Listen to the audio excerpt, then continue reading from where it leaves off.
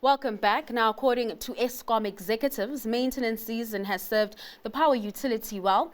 As a result, Eskom now has the benefit of 2,500 megawatts of additional energy. And if unplanned breakdowns at units remain under 13,000 gigawatts, we will see no load shedding this winter. Worst case scenario, should it rise to 15,000 gigawatts, 21 days of stage 2 load shedding will be faced. Energy analyst Chris Yelland joins us with his assessment of the power utilities winter outlook. Chris, thanks for your time this afternoon. So, are you breathing a sigh of relief? Are you confident in these plans? Well, Eskom was pretty upbeat about its ability to contain unplanned breakdowns to 13,000 megawatts and less, which in their view means that there won't be any load shedding. Of course, we have experienced some load shedding to date, but I am also reasonably optimistic because there are a number of units, generation units, that are coming on stream. Look, this is not just Eskom units, it's also private sector renewable energy, wind and solar plants, which all help and add up to reducing the intensity and frequency of load shedding. But on the Eskom front, we have the return to service of Medupi unit number 4, which you may remember was involved in a hydrogen explosion 4 years ago.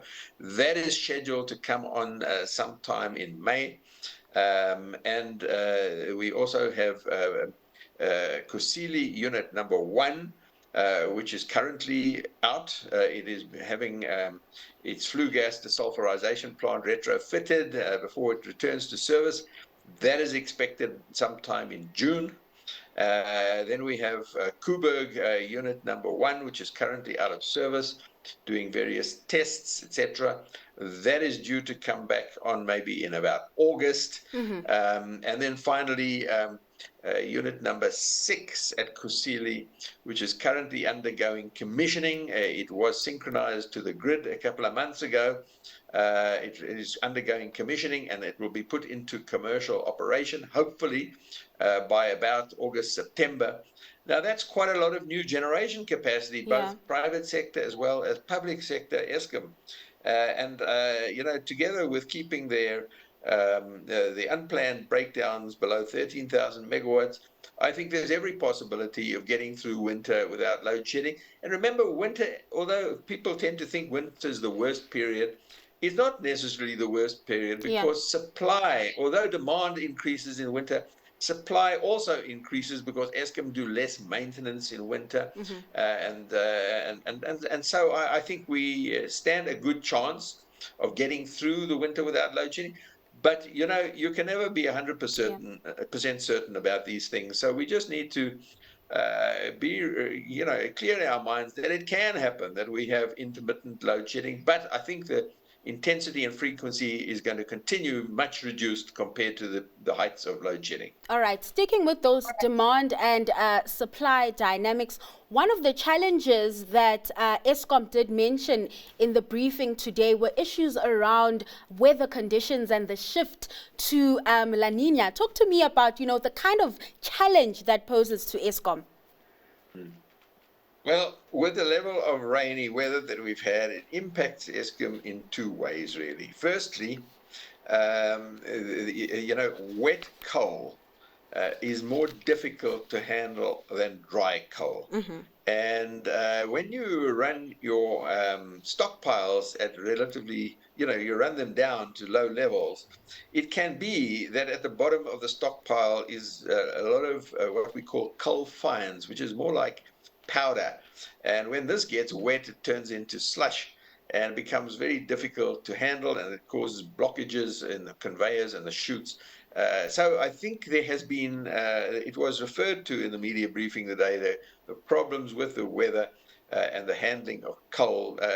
But there are ways of dealing with this, and one has to implement measures to deal with it. The other area, of course, extensive cloudy weather over vast areas of the country does result in a reduced amount of solar PV in certain times of the day.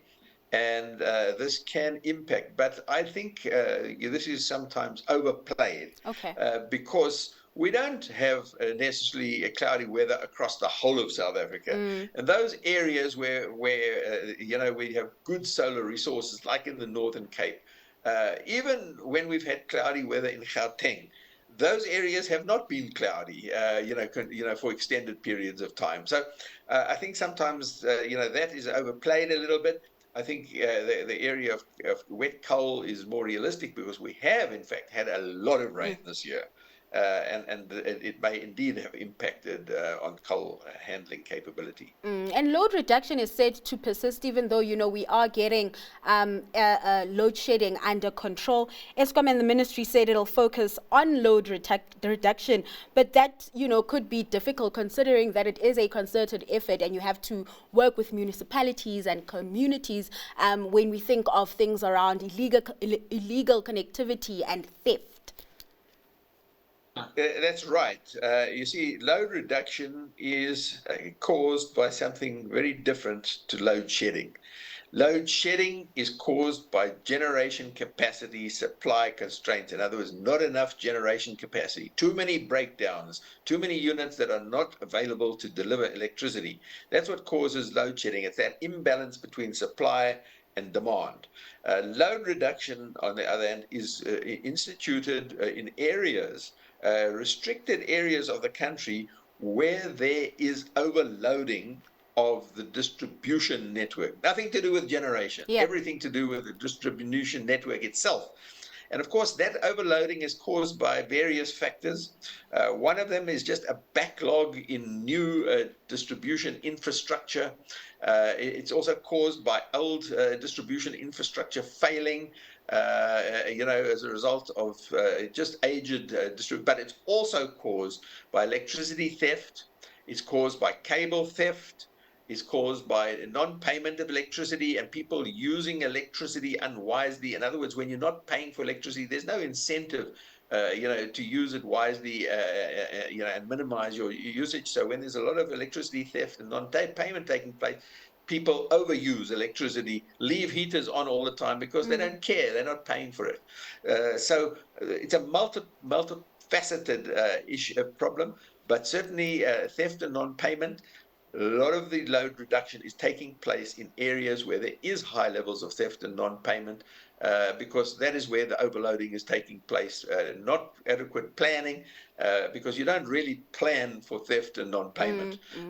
So it is an issue. It is going to continue to be an issue. It's going to have to be worked on, extensively, but it's not a quick fix. And before I let you go, just quickly, what did you make of the comments around municipal debt and just getting a handle on, the Eskom and municipals working together? I mean, Minister of Electricity, Jose Nsoramokgopa, did say there is progress in municipalities in the Free State and I think Limpopo. The first initiative, which is really an initiative by National Treasury to introduce a so-called debt relief package to encourage municipalities to meet certain conditions in order to have their debt written off, has essentially failed. And now Eskom is looking to different strategies in order to try to reduce municipal arrear debt.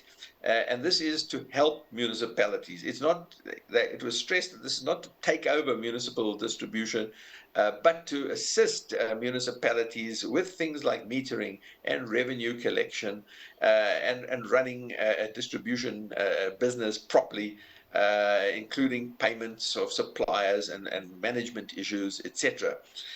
Which, of course, sounds great, but Eskom itself does not necessarily have a good, history of collection in its areas of supply. One only has to look at the areas of Soweto, which are directly supplied by Eskom.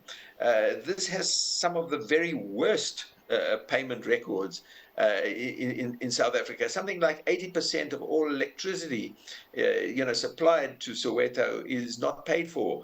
So one mustn't think that Eskom have some kind of a magic formula for collecting revenue that the municipalities don't have. In Eskom areas, there are also bad areas of revenue collection.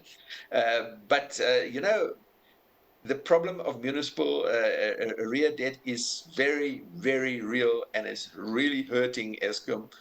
Something like over 100 billion rands of arrear debt, is in existence from municipalities to Eskom. It's putting Eskom under immense pressure, cash flow pressure, and there's very little chance that this kind of arrear debt is ever going to be collected. I mean, for example, our biggest city, the city of Johannesburg, the commercial and economic hub of South Africa, currently City Power at the 28th of April owed Eskom 3.9 billion rand of arrear debt, with a further 1.3 billion rand of debt that is owed on the current account, becoming due for payment at the end of April. So you just add that up, 3.9 plus 1.3. These are huge sums of money, and this is the biggest city in Johannesburg. And the minister has made it clear today that the fundamental problem in this dispute between Eskom and City Power is not a billing problem, it's not a metering problem, it's the inability of City Power to pay for its procurement of electricity from Eskom. Its financial resources are under such dire straits that it simply cannot pay. And no amount of legal action is going to change that. If you don't have the money, you can't pay. And that is what the real challenge is for government going ahead. One has to look at the fundamental structural problems that are causing municipalities to be in such dire straits. They are management issues, they are skills issues, there is corruption issues. There's a whole lot of issues that have to be addressed in order to solve this problem. Chris, thanks so much for your time and sharing your insights. That was energy analyst Chris Yelland.